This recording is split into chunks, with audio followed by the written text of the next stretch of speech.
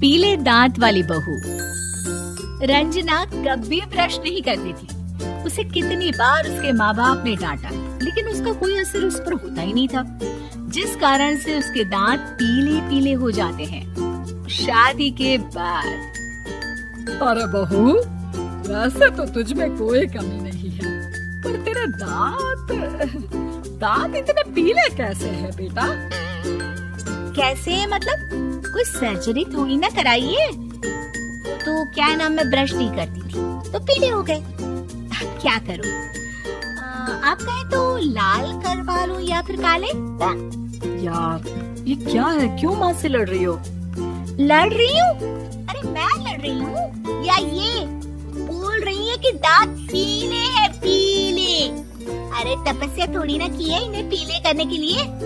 बकायदा ब्रश नहीं किया है 20 साल तक, तब जाकर। छी, कैसी बात कर रही हो? ये उस वक्त तो पीले नहीं थे जब हम लोग तुम्हें देखने आए थे। अरे तब साफ करवा लिया होगा डेंटिस्ट के पास जाकर। अब देखो कैसे पीले पीले लग रहे हैं।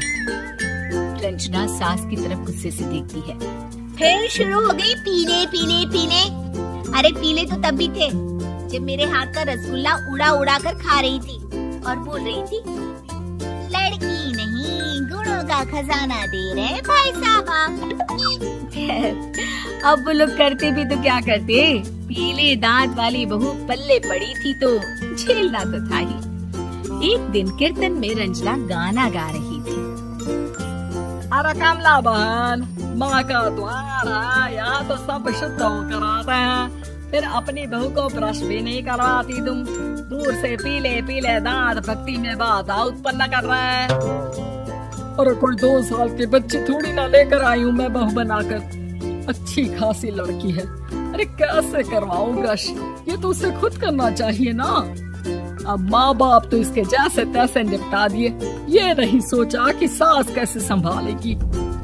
सास बहू को लेकर घर आ जाती है, लेकिन सोच लेती है कि आप इसे लेकर कहीं नहीं जाएगी। अगले रोज बहू कहती है, अरे क्या हो गया, मंदिर नहीं जाना क्या? कीर्तन का वक्त हो रहा है। मेरी मधुर वाणी से कान्हा जी जागते और सोते हैं। आप तो जानती है ना उनकी भक्ति में कितना मन लगता है मेरा। वो क्या है ना, तबीयत ठीक नहीं लग रही है मेरी, आराम करूंगी मैं। तबीयत ठीक नहीं लग रही? अभी तो मिथुन के गाने पर नाच रही थी आप, और अब बोल रही है कि तबीयत ठीक नहीं लग रही। अरे भक्ति में मन लगा लो सासू माँ, ऊपर जाना है, क्या मुंह दिखाओगी आप? हाँ? सास को बहू की बात पर गुस्सा आ जाता है। मैं क्या मुंह दिखाऊंगी, इसकी चिंता तो ना कर, समझी?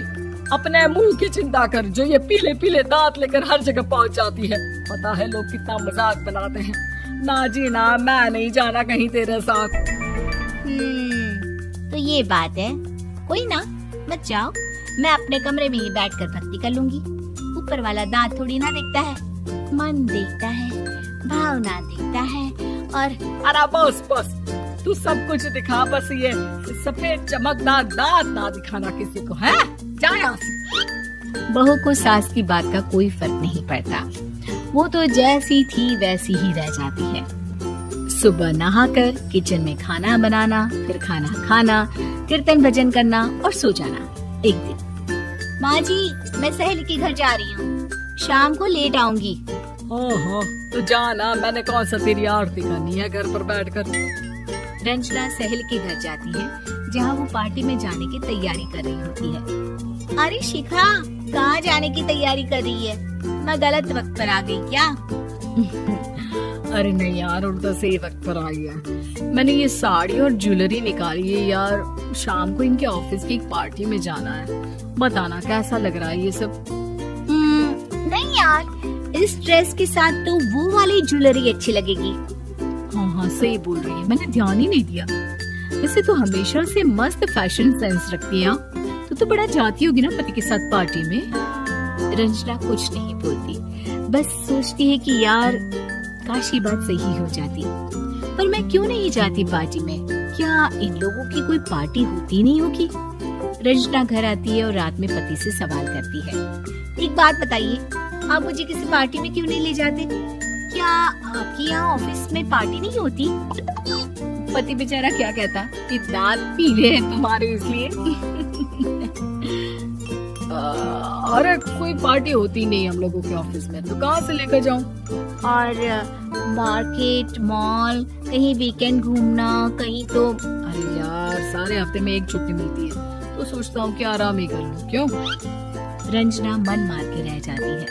पहले कभी सास के साथ मंदिर जाया करती थी, लेकिन वो भी सास ने ले जाना बंद कर दिया।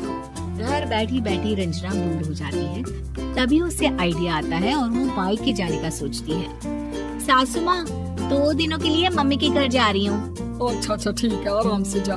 और हाँ, माँ से कुछ अच्छी आदत सीख कर आना कि कैसे शरीर के हर भाग की तरह दांतों की सफाई भी जरूरी होती है, समझी? शुरू हो गई ना आप? वो लोग आपकी तरह नहीं है कि छोटी छोटी बात का बतंगड़ बना दे। उन लोगों के लिए मैं मायने रखती हूँ, ना कि मेरे पीले पीले दांत। रंजना माँ को बिना बताए उन लोगों को सरप्राइज देती है, लेकिन जैसे ही वो दरवाजे पर पहुँचती है, अंदर देखती है कि घर वाले कहीं जा रहे होते हैं। अब माँ, काश रंजना दीदी के दांतों वाली प्रॉब्लम नहीं होती, तो वो भी हम लोगों के साथ चलती ना बुआ जी की बेटी की शादी में। हाँ बेटा, लेकिन अब उसे कौन समझाए कि उसको उसके पीले दांत नहीं दिखते, लेकिन उसके आसपास के लोगों को कितना एम्बैरेसिंग फील कराते हैं। मुझे तो कितनी बार उसके स्कूल की टीचर ने शिकायत की कि उसके साथ कोई लड़की बैठना भी नहीं चाहती, और ना ही कॉलेज में कोई उससे बात करना चाहता था। लेकिन पता नहीं क्यों उसे ये बात समझ में ही नहीं आती। कोई कमी नहीं है उस लड़की में, बस यही के दांत पीले हैं। वो तो भला हो जीजा जी और उनकी माँ का, जो दीदी को जैसी है वैसे ही रखा हुआ है। रंजना को अपने घर वालों की बात सुनकर बहुत दुख होता है। वो सोचती है कि वो क्या करे, लेकिन फिर वो सीधा डेंटिस्ट के पास जाती है, अपने दांत चमकाती है और कसम खाती है कि वो रोज ब्रश करेगी।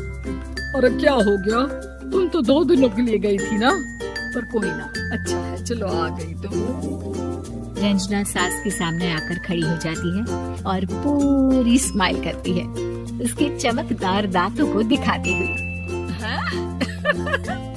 चलो मंदिर। माँ, मुझे माफ कर दीजिए, मैंने आप लोगों को बहुत एम्बैरेसिंग फील करवाया। मैं आज से रोज ब्रश करूंगी।